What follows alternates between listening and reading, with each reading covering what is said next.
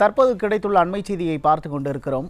தமிழகத்தில் கடந்த ஜனவரி 1ஆம் தேதி முதல் தற்போது வரை 59 நாட்களில் 185 கொலை சம்பவங்கள் அரங்கேறியிருக்கிறது. இது பற்றிய கூடுதல் விவரங்களை எமது தலைமை செய்தியாளர் ஜெயக்குமார் வழங்க கேட்கலாம். வணக்கம் ஜெயக்குமார், விவரங்கள். வணக்கம். தமிழகத்தில் ஜனவரி மாதம் 31 நாட்கள், பிப்ரவரி மாதம் 28 நாட்கள், தற்போது வரை 2 மாதங்களில் 185 கொலை சம்பவங்கள் அரங்கேறி உள்ளது. 59 நாட்களில் தமிழகம் முழுவதும் அனைத்து மாவட்டங்களிலும் கொலை சம்பவங்கள் அரங்கேறி இருப்பது அம்பலமாகி உள்ளது. அரியலூர் மாவட்டத்தில் மட்டும் இந்த 2 மாதங்களில் கொலை சம்பவங்கள் அரங்கேறவில்லை. ஜனவரி மாதம் தமிழகம் முழுவதும் சுமார் 99 கொலை சம்பவங்களும், பிப்ரவரி மாதம் 86 கொலை சம்பவங்களும் அரங்கேறி உள்ளது. 2 மாதங்களில், அதாவது சென்னையில் 19 கொலை சம்பவங்கள் அரங்கேறி முதல் இடத்தை பிடித்திருக்கிறது. சேலம் மாவட்டம் 13 கொலை சம்பவங்கள் அரங்கேறி 2ஆம் இடத்தை பிடித்திருக்கிறது. கடலூர் மாவட்டம் 11 கொலை சம்பவங்கள் அரங்கேறி 3ஆம் இடத்தை பிடித்திருக்கிறது. பிப்ரவரி மாதம் சேலம் மாவட்டத்தில் மட்டும் 7 கொலை சம்பவங்கள் அரங்கேறி முதலிடத்தை பிடித்துள்ளது. சென்னையில் 6 கொலை சம்பவங்கள் நடைபெற்று 2ஆம் இடத்தை பிடித்திருக்கிறது. கடலூர், திண்டுக்கல் மாவட்டத்தில் தலா 5 கொலை சம்பவங்கள் அரங்கேறி இருக்கிறது. மதுரை, தென்காசி ஆகிய 2 மாவட்டங்களில் தலா 4 கொலை சம்பவங்கள் அரங்கேறி இருக்கிறது. சராசரியாக பார்க்கிற போது இந்த 185 கொலை சம்பவங்கள் என்பது நாள் ஒன்றுக்கு 3 கொலை சம்பவங்கள் என்கிற வீதத்திலே அரங்கேறி இருக்கிறது என்பது பட்டவர்த்தனமாக தெரிகிறது. தமிழகத்தில் குறிப்பாக இந்த கொலை சம்பவங்கள் என்பது முன்விரோதம் காரணமாக, போதை காரணமாக, அதே போன்று பாலியல் வன்கொடுமை காரணமாக, தகாத உறவு காரணமாக இந்த கொலை சம்பவங்கள் எல்லாம் அரங்கேறி இருக்கிறது. ஒட்டுமொத்த தமிழக மக்களையே இந்த கொலை சம்பவங்கள் நடுங்க வைத்திருக்கிறது. குறிப்பாக இந்த முன்விரோதம் காரணமாக நடைபெற்றிருக்கக்கூடிய கொலை சம்பவம் என்பது சிவகங்கை மாவட்டம் திருப்பத்தூர் அரசு மருத்துவமனையில் அந்த வாசலிலேயே சண்முகநாதன் என்கிற நபர் ஓட 4 பேர் கொண்ட கும்பலால் வெட்டி படுகொலை செய்யப்படுகிறார்.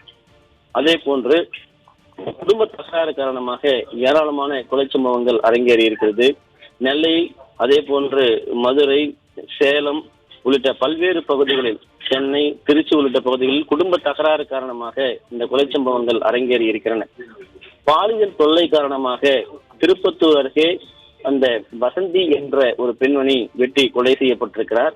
இது நில பிரச்சனையோடு சேர்ந்து பாலியல் வன்கொடுமை பிரச்சனையும் ஏற்பட்டிருக்கிறது. பாலியல் ரீதியான துன்புறுத்தலும் இதில் அடங்கி இருக்கிறது. அதே போன்று காதல் விவகாரம் தொடர்பாக தூத்துக்குடி மாவட்ட சாத்தான்குளம் அருகே இளைஞர் சந்துரு என்கிற நபரை 5 பேர் கொண்ட கும்பல் ஓட வெட்டி படுகொலை செய்து சிதைத்திருக்கிறார்கள். அதே போன்று மதுரையிலே சுக்காம்பட்டி பகுதியைச் சேர்ந்த பாண்டிக்குமார் என்கிற கல்லூரி மாணவர், அதாவது கடைவிலக்கு என்கிற பகுதியில் முன்விரோதம் காரணமாக வெட்டி படுகொலை செய்யப்பட்டிருக்கிறார். தென்காசி மாவட்டம் சொக்கப்பட்டி அருகே வட மாநில தொழிலாளர்களுக்கு ஏற்பட்ட முன் விரோதம் காரணமாக ஹனிகட் என்கிற நபர் கத்தியால் வெட்டி கொலை செய்யப்பட்டிருக்கிறார். தேனியில் பிணையில் வெளியே வந்த வேல்மணி என்கிற நபர் முன் விரோதம் காரணமாக வெட்டி கொலை செய்யப்படுகிறார். இப்படி முன் விரோதம் காரணமாக ஏராளமான கொலை சம்பவங்கள் அரங்கேறி இருக்கிறது. மயிலாடுதுறையிலே சாராய வியாபாரத்தை தட்டி கேட்ட இளைஞர் ஹரிஷ் என்கிற ஹரிசக்தி சாராய வியாபாரிகளால் வெட்டி படுகொலை செய்யப்பட்டிருக்கிறார். இது முழுக்க அந்த பகுதி முழுவதுமாக அந்த இளைஞருடைய கொலையினுடைய மீளாத ஒரு துயரமாக இந்த 2 மாதங்களிலே இப்படிப்பட்ட பல்வேறு கொலை சம்பவங்கள் அரங்கேறி இருக்கிறது. ஒட்டுமொத்த தமிழகம் முழுவதுமாக இந்த 186 கொலை சம்பவங்கள் என்பது தமிழக மக்களை அச்சத்திலே உறைய வைத்திருக்கிறது. இந்த 59 நாட்களில் இந்த சம்பவங்கள் அரங்கேறி இருக்கிறது என்றால், இன்னும் ஒவ்வொரு நாட்களிலும் 3 கொலைகள் என்கிற சராசரி அளவை தாண்டி இந்த கொலை சம்பவங்கள் அரங்கேறி இருக்கிறது. சட்டம் ஒழுங்கை சரியாக முதலமைச்சர் கையாளவில்லை என்கிற குற்றச்சாட்டு பொதுமக்கள் மத்தியிலே வைக்கப்பட்டிருக்கிறது.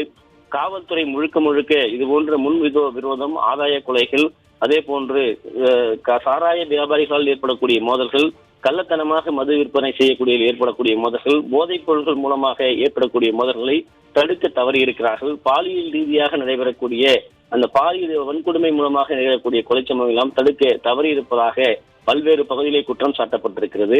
இப்படி இந்த 2 மாதங்களில் மட்டும் 185 கொலை சம்பவங்கள் அரங்கேறி ஒட்டுமொத்த தமிழகத்தையே நிலைகுலைய வைத்திருக்கிறது. இனிமேலாவது காவல்துறை விழித்துக் கொண்டு செயல்பட வேண்டும். சட்டம் ஒழுங்கை கையில் வைத்திருக்கக்கூடிய, காவல்துறையை கையில் வைத்திருக்கக்கூடிய முதலமைச்சர் காவல்துறையை சரியான சுதந்திரத்தோடு அவர்கள் விசாரணை நடத்துவதற்கும் இதுபோன்ற சம்பவங்களில் முன்னெச்சரிக்கை நடவடிக்கை எடுக்க வலியுறுத்துவதற்கும் அவர் உத்தரவு பிறப்பிக்க வேண்டும். இதுபோன்ற சம்பவங்களை தடுத்து நிறுத்தப்பட வேண்டும் என்பதே பாதிக்கப்பட்டு உயிரிழந்திருக்கக்கூடிய, அச்சத்தில் உறைந்து போயிருக்கக்கூடிய தமிழக மக்களுடைய எதிர்பார்ப்பாக இருக்கிறது. விவரங்களுக்கு நன்றி ஜெயக்குமார்.